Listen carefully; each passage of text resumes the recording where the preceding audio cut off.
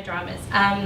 So I used to actually work in distribution, and I ran the IBM software channel ecosystem. So I think at the time, 9 years ago, they were IBM. I think themselves were moving from a traditional type software vendor and looking on how they could transform to as a service. So I was part of those discussions around how we could then help partners also look at how they could take software and then transform into more of a services as a service organisation. I started out in this ecosystem and worked with 60 different resale and managed service partners across Australia and New Zealand. I think there was like 20,000 part codes at the time that we needed to specialise in. So it certainly kept us on our toes. When you're talking about MDF and you're talking about the restrictions and rebate programs, I'm very familiar with what it felt like to be on the receiving end of having those kind of pressures coming down from the vendor in terms of driving net new revenue. Sorry, I must have turned that up by accident. Sorry, guys. Before we get into the transformation and the marketing side, how has the ecosystem changed now? Just observational, glancing back in at it, or is it the same?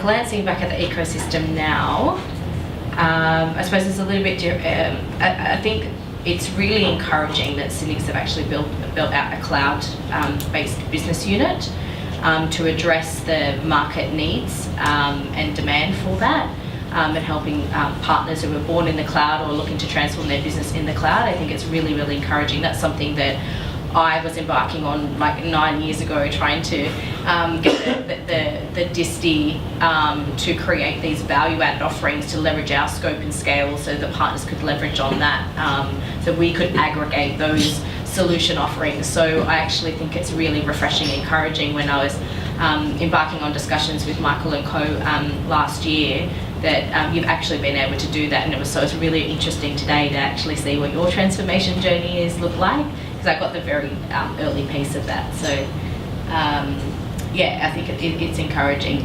And on you put up a few good points around what businesses want and the challenges, and it really does depend, because obviously every business is different. Yeah. But I mean, what do you see are the key points that partners should look out for? Because, and again, it's hard because an SMB would be different to an enterprise, but there's some common underlying themes that every customer would want, irrespective of size, or that every customer is looking for out of their in terms of challenges that they have. I mean, do they go to the partners and say, look, we need to engage with our customers better? I mean, one of our slides was around, you need to understand my customer, or we need to cut costs down. I mean, what are the motivators that customers have? Yeah, I think what we hear from marketers all the time is, how can you help me overcome all of these challenges so that I can deliver a unique, authentic, personalised experience for our customers and prospects. So it's kind of both. They see that they need to overcome those challenges in order to deliver on what customers are expecting. So it goes hand in glove. It's both the challenges, also the opportunity. And on how long has it been now with Synnex? You mentioned, was it 6 months, if that? Not even that? Yeah, I think it was November last year. Yeah. So just to go a little bit further into that, I mean, what type of channel partners are most applicable for Marketo? I mean, technically you could say, I mean, anyone will buy it, which is great. It's a good little tick. But is it more suited to certain types or size businesses? Yeah, I mean, so our channel ecosystem consists of system integrators, agencies, and the majority are agencies. We have some consulting firms which have just specialised in professional services. We've also got our marketing technology ISV partners. I think we've got 650 globally that just have specific marketing technology applications that plug into Marketo.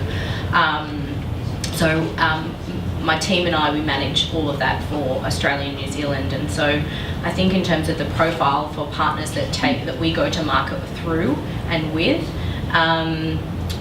that we've got a referral program for ones that kind of sit outside of this is their core business. So because it still might come up in a needs or a request, so that can always be facilitated.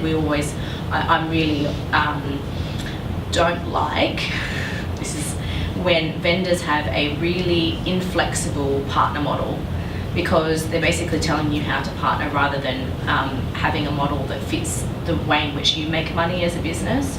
And so we have quite a number of different business models to be able to facilitate that in an easy way, so it's a bit more of we're easier to work with. In terms of the ideal partner profile, I think it's really going to be any organisation that probably has a sales team that probably understands marketing themselves, so that they actually have empathy for because we largely our audience is marketing, and also now IT is coming more and more into the mix, but probably have an understanding of marketing, have a sales team, and there is some kind of complementary fit around your core business today, rather than just adding it on as another nice thing to have in your kit bag. I think it's really important that our technology is a really good segue with what you're specialising in today. And I will ask Dan and David from the partners to get their take on the marketing side as well. But what's your observations around the challenges that partners face, resellers, integrators around marketing? I mean, I know it was quick on the slides and you hadn't seen them, so not expecting you to go through them. But is it that not breaking news to you that the channel is pretty, not rubbish, that's the wrong word, but in my word, not yours, so don't worry, I'm not putting words in your mouth. But the channel struggles with marketing, is probably the best way of putting that. Yeah, I think a lot of organisations, I think if you're a marketer, you would feel like you're undervalued in an organisation. I think maybe that it's misunderstood. And I think ultimately it comes back to marketers' ability to prove impact on the business. So to be able to measure how they are spending the company's money in order to generate revenue. It's really hard to do across multiple different touch points. If they don't have the right systems in place, it's usually cobbled together with humans, and it's really time consuming, and it's very error prone. And often it's not aligned with what the rest of the business is seeing. They're almost having to operate on their own. So I think it's something the business really needs to get behind. There seems to, there can be a lack of commitment and investment into doing this and really understanding the value that marketing can drive to a sales organisation to drive that top line revenue and deliver on those customer experiences. Marketers are really being held to account now for a lot of different things, not just sending out emails and newsletters. They're kind of on the hook for delivering that customer experience and customer satisfaction, and that spans the entire business operations. And so if the business aren't committed and are willing to invest in the skills development in that department, it adds to the problem. I think you hit the nail on the head with misunderstood. I think even as I said, I wouldn't claim to be a marketer or know anything about it. The only thing I've probably got going is that I recognise that it's not my skill set. But we see that a lot with businesses that the marketing manager is almost isolated, as you mentioned. I mean, is there any way that they can try and change that? Because it's really on the business, isn't it, really, to change their mentality rather than the marketing person almost. It is, and I think marketers are really tightly, tied to other cross-functional areas in the business. So marketing is really tightly tied to sales, to services, to customer success. On their own, it's really difficult to transform an organisation because you're basically pulling people behind you. It almost needs to somewhat be the other way around. Like business objectives need to, all the KPIs need to be aligned, between sales and marketing and customer success and overall as a business. It's really important. The way which people are remunerated is going to drive behaviour, and to get that cross-functional collaboration to deliver on that customer promise, the KPIs need to be aligned too. We have this concept at Marketo around the fearless marketer, and so it's not a marketer by role type, by the title that they have. It's actually through the attributes of that individual person, who are willing to advocate, challenge a status quo, want to change things, are the risk takers, are the people that are too creative that got fired. Too creative, yeah.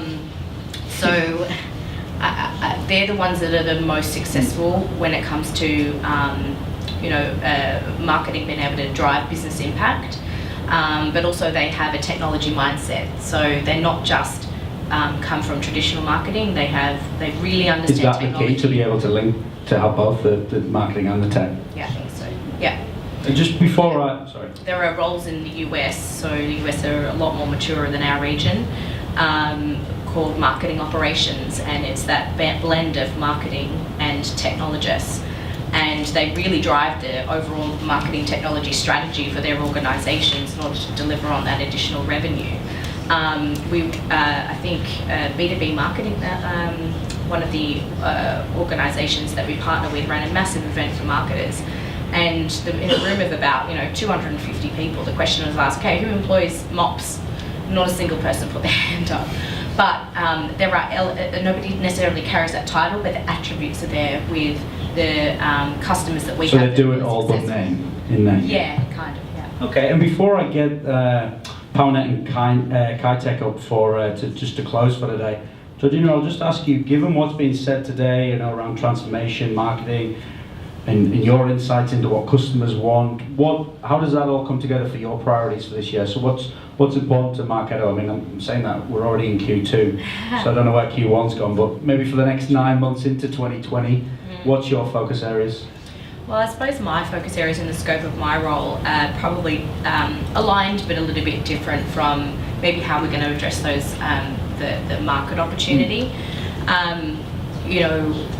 My team and I, our focus is around activating and executing with our partners that we have in our ecosystem. So last year we spent an enormous amount recruiting, making sure that we had the right mix of partners that were just as willing to invest in our organisation as we were willing to invest in them. Making sure we had that really great, good mix of partners that do partner together. And are subject matter experts in their own right. And so with a smallish team, this year is about making sure we can balance those resources effectively to help those partners activate on Marketo so that they can actually drive profits and revenue out of investing in us. So balancing those resources is really important, but also through the Adobe acquisition, how could that open up additional opportunities for our existing more mature partners around how they can, I suppose, raise their profile within the Adobe ecosystem and can open up additional opportunities. So I suppose my response in terms of my priorities is more around partner success, if that makes sense. And guys, even though you've already had a round of applause there, I'm going to ask for another one. Round of applause for Georgina, please, guys.